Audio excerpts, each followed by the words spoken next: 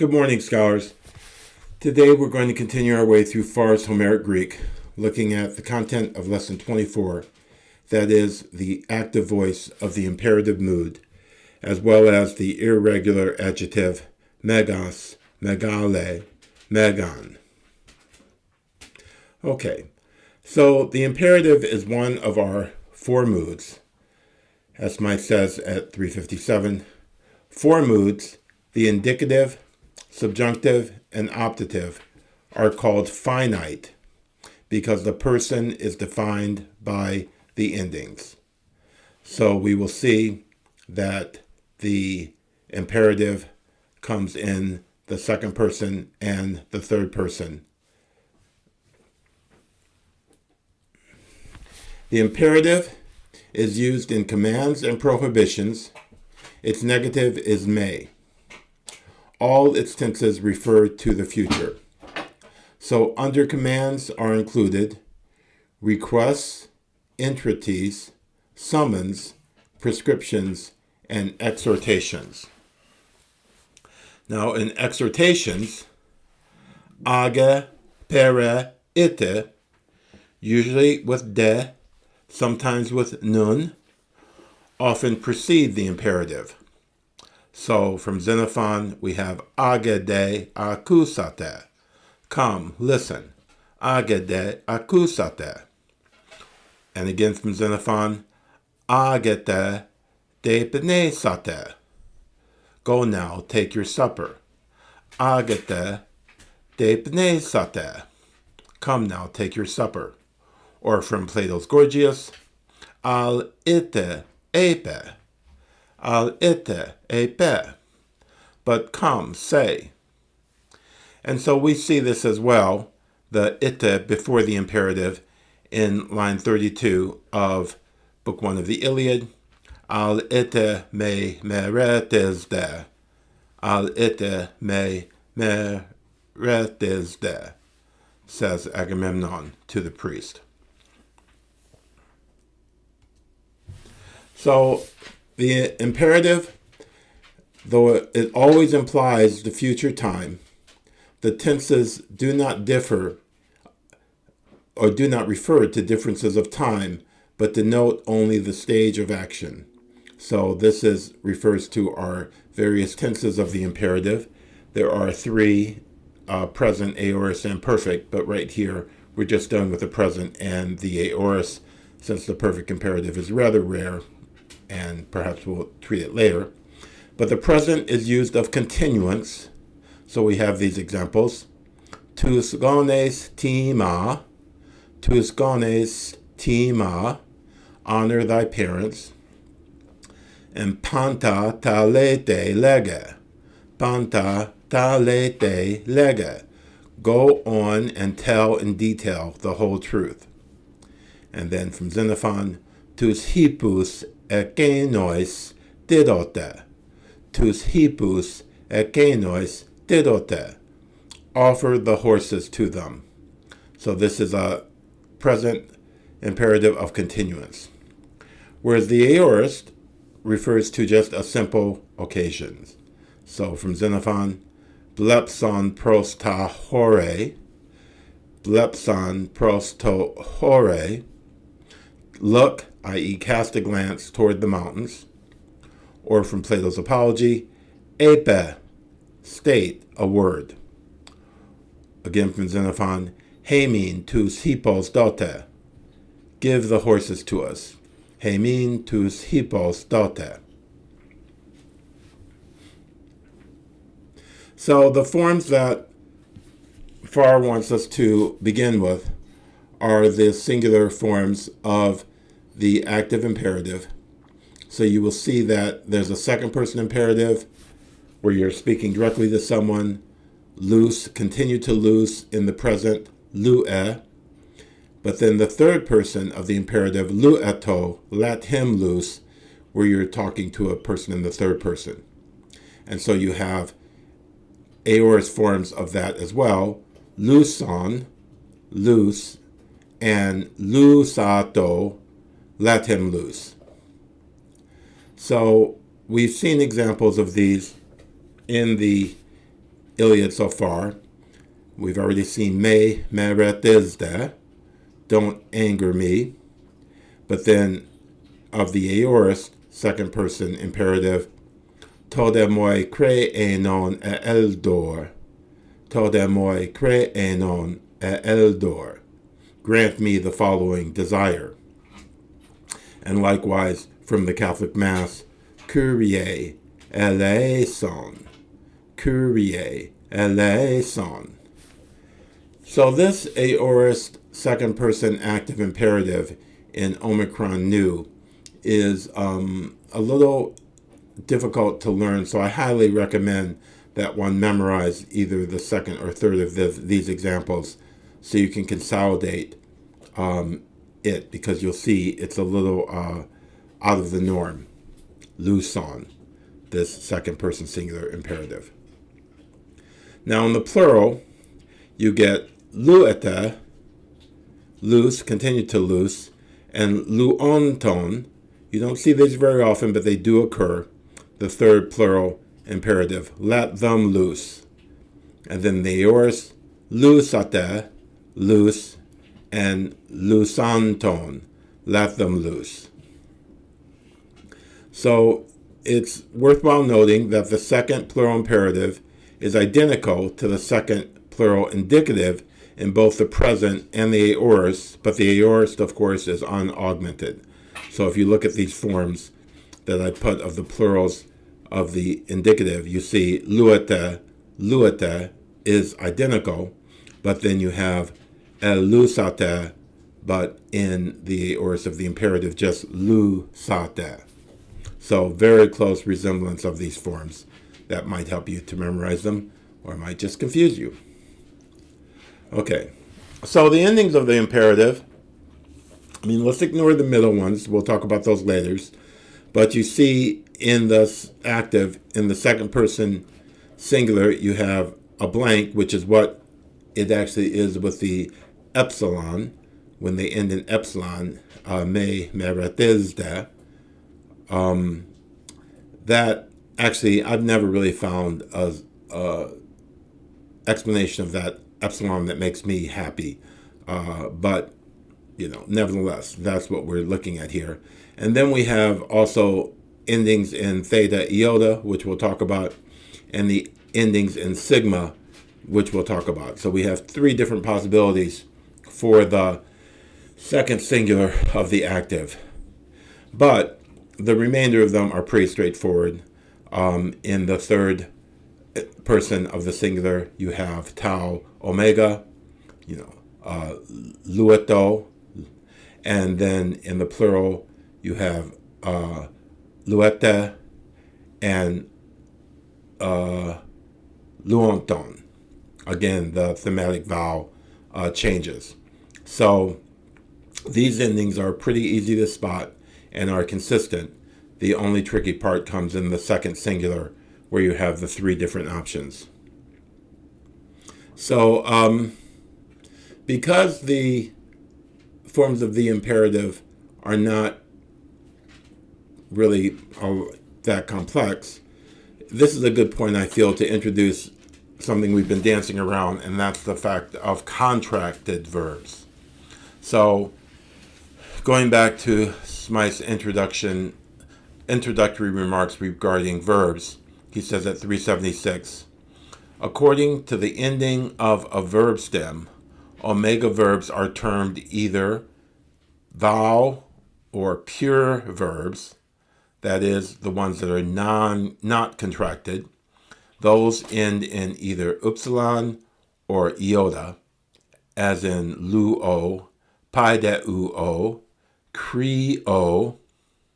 Such verbs retain the final vowel of the stem unchanged in all their forms, because as we've seen with regard to the classification of stems in upsilon and iota as third declension, so too upsilon and iota do not contract, therefore they remain unchanged and are considered uncontracted when they end a verb stem.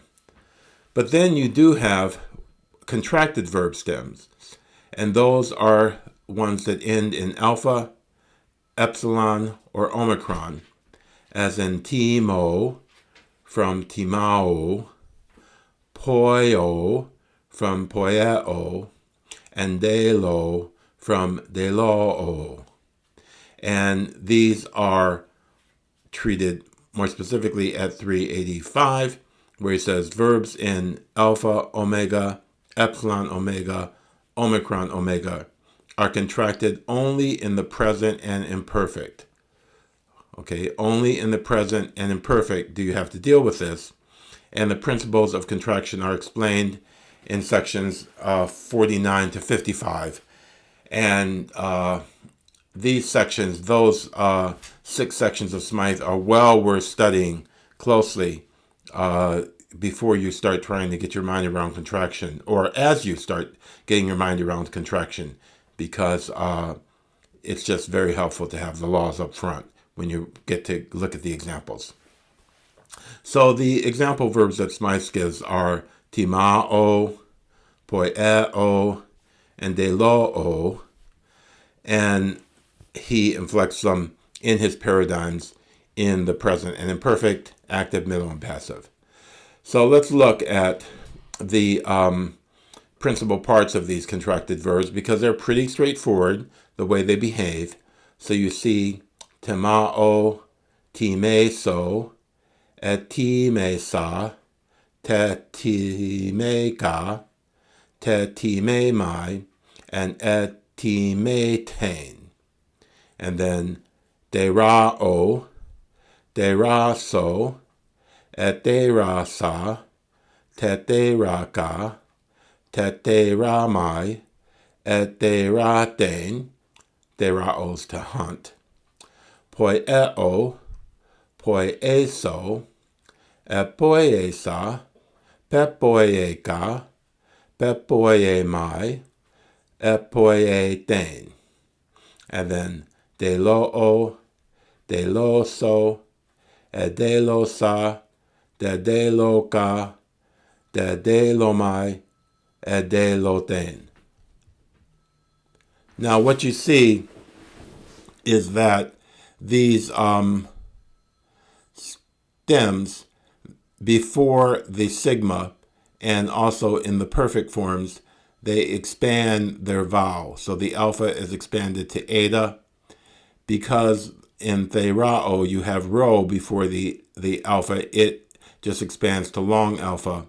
And then epsilon expands to eta, and omicron expands to omega. So that makes these principal parts quite predictable. So if we look at the imperatives of the contract verbs in the present, we see the rules, some of the rules that are in play. In the present of timao, we see that alpha plus epsilon equals long alpha, so you get tima. And then in poieo, we see that epsilon plus epsilon equals epsilon iota, so you get poie. And then in deloo, we see that omicron plus epsilon equals omicron upsilon, so you get delu.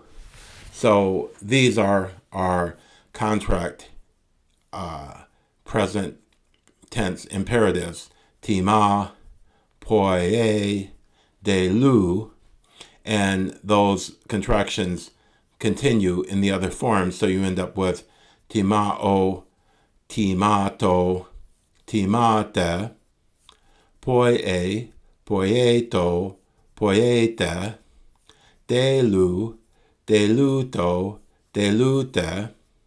But then when you get to the third plural, you have different rules, because you're contracting not with epsilon but omicron. So alpha plus omicron equals omega, epsilon plus omicron equals omicron upsilon, and omicron plus omicron equals omicron upsilon. So you end up with timonto, poiunton, and delunton. So, of course, this is a rather annoying complication to your verbs, but thank God you only have to deal with it in the present and the imperfect, and the rules that determine contraction. I mean, they take effort. A weekend of studying them will get you through them, but there's no way around them, especially if you're going to be reading Attic, where contraction is followed. You have to deal with it. Okay. Now, with the aorist tense of the contract verbs, of course, because the principal parts are regular as I described, you just have the endings added to the unaugmented aorist stem. So, time son, poi son, de lo son, time sato, poi sato, de lo sato, and then in the plural, time sate, poi sate, de lo sate, time santon, poi santon, de lo santon. So these forms are not tricky as the contract forms are, but you simply have to remember the endings. Most importantly, that of the singular second person. Okay, so you also have these imperatives in theta iota, which occur in some of the irregular verbs that we'll see coming up, but we've seen it already in the Iliad at line 37. Klute mu argurotox, klute mu argurotox, and from kluo, to hear, hearken unto. So this klute is an imperative form in theta iota. So looking back again at the endings of the imperative, you see that the second singular, you have the lue, which we've seen for luo, and then lipe for the second aorist, and then tete for titeme. But then the theta iota is found in second aorist passive and in other second aorists, panete and note and tlete, etc., some others. But most importantly, it's also found in iste, to be or know, ite, go, pate, and pate, say. And then also lute te is from lute te. Now the sigma occurs in the imperatives of titemi, that's tes, hes from hiemi, dos from didomi, and skes from echo, and then a couple of rare forms. And you see, C, it says the luson of the aorist active and luci of the aorist middle are obscure in origin. So the fact that those are obscure in origin, that highlights the fact that they just have to be learned, and there's some difficulty in doing that. Okay, so we've seen as well that there are other ways to express imperatives as well. The polite request of the optative can equal the imperative.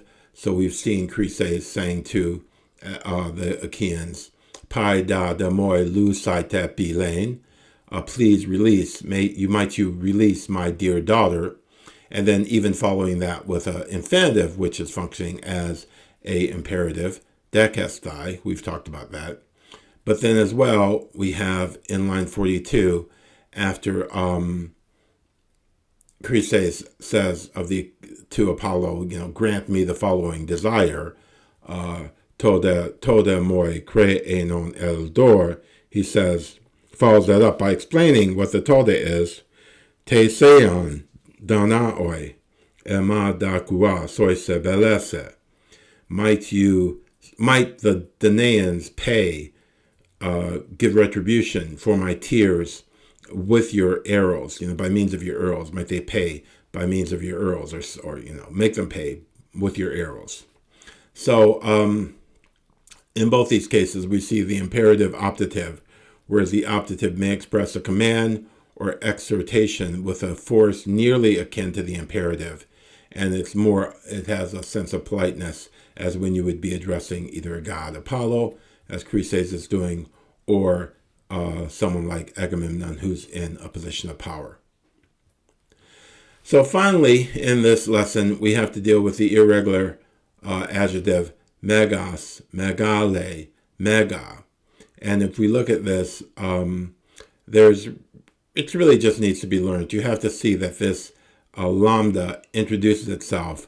So you have in the masculine singular, μέγας, μέγαλου, μέγαλoi, μέγαν. And then in the plural, megaloi, megalon, megalois, megalu.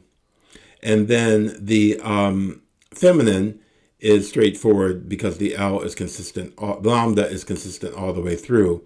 And you just have the eta in the singular as you would expect it, and the alpha in the plurals. Megale, megales, megale, megalen, megalai, megalon, megalais, megalas. And then, but note that you don't have the circumflex on the omega of the genitive plural. But then the neuter, you have mega, mega for the nominative and accusative, and then megalu, megaloi, just like the masculine, and in the plural, megala, megalon, megalois, megala. So as we see, the genitive plural is the same all the way across. Megalon, megalon, megalon. So this just has to be learned, but it's not hard to recognize.